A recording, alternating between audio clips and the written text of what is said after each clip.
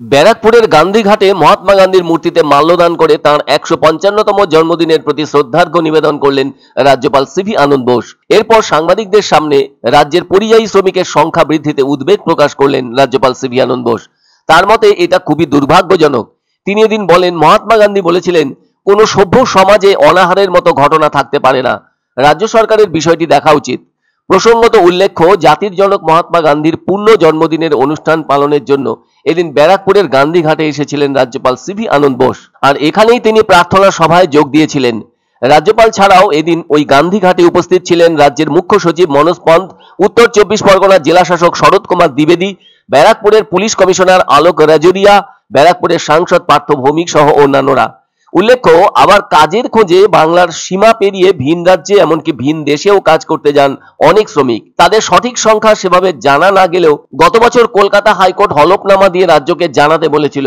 এ ব্যাপারে একটি জনস্বার্থ মামলা দায়েরও হয়েছিল এবং সেক্ষেত্রে দাবি করা হয়েছিল রাজ্যের কাছে পরিযায়ী শ্রমিকের সঠিক সংখ্যা নিয়ে কোনো তথ্য নেই। এমনকি অতিমারির সময়ও রাজ্যের কত সংখ্যক পরিযায়ী শ্রমিক বাইরে রয়েছেন সেটাও জানাতে পারেনি রাজ্য সরকার। ফলে ১৩ বছরেও সেই সংখ্যা রাজ্যের কাছে নেই। ২০১১ সালে রাজ্যের ক্ষমতায় নতুন সরকার আসার পর পরিযায়ী শ্রমিকের সংখ্যা জানাতে পারেনি রাজ্য। অন্যদিকে এদিন রাজ্যপাল সিভি আনন্দ বোস রাজ্য সরকারকে এ ব্যাপারে ভাবনা চিন্তা করার পরামর্শ দিলেন। তিনি বলেন, একটি সভ্য সমাজে কখনো অনাহার থাকতে পারে না। তাই আজকের এই পবিত্র দিনে সেটাই আমাদের কাছে একমাত্র অঙ্গীকার হওয়া উচিত বলে জানান রাজ্যপাল সিভি আনন্দ বোস। উল্লেখ্য, সেপ্টেম্বর মাসের মাঝামাঝি সময়ে বাংলা থেকে চেন্নাইতে যাওয়া কয়েকজন পরিযায়ী শ্রমিকের অনাহারে থাকার ঘটনা জানতে পেরেছিলেন রাজ্যপাল সিভি আনন্দ বোস। আর ওই সময়ে তিনি দিল্লিতে ছিলেন। ১৭ই সেপ্টেম্বর তিনি সোজা দিল্লি থেকে চেন্নাই যান। স্থানীয় প্রশাসনের সাহায্যে বাংলার পরিযায়ী শ্রমিকদের থাকা, খাওয়া ও চিকিৎসার ব্যবস্থাও করেন। কিন্তু সম্প্রতি আশঙ্কাজনক অবস্থায় এক পরিযায়ী শ্রমিকের অকাল প্রয়াণ ঘটে যায়। এরপরই এদিন রাজভবনের সোশ্যাল মিডিয়ায় সেই ঘটনার বিস্তারিত তুলে ধরা হয়। আর তা নিয়ে এদিন গান্ধীঘাটের অনুষ্ঠানে উদ্বেগ প্রকাশ করেন রাজ্যপাল সিভি আনন্দ বোস। নির্দিষ্ট রিপোর্টে উল্লেখ করে রাজভবনের মিডিয়া সেলের এক্স হ্যান্ডেলে এমনও দাবি করা হয়েছে যে পরিযায়ী শ্রমিকের সবচেয়ে বড় উৎস হলো বাংলা।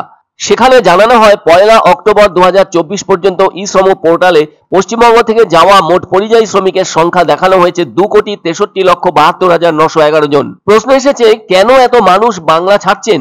এ ব্যাপারে অন্যান্য রাজ্যগুলিও ভাবছে, বাংলার তাহলে কি হলো? বাংলা থেকে খাদ্য ও জীবিকার অভাবে লক্ষ লক্ষ পরিযায়ী শ্রমিক ভিন রাজ্যে চলে যাচ্ছে।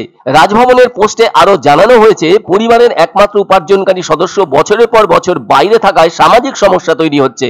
সেই সব সমস্যার বেশিরভাগটাই অমীমাংসিত থেকে যায়। এই রাজ্যে দিনকে দিন পরিযায়ী শ্রমিকের সংখ্যা বাড়ছে বলে জানালেন রাজ্যপাল। তার কারণ, এই বাংলায় তাদের জন্য কাজ যথেষ্ট কমে এসেছে বলে মনে করছেন রাজ্যপাল সিভি আনন্দ বোস।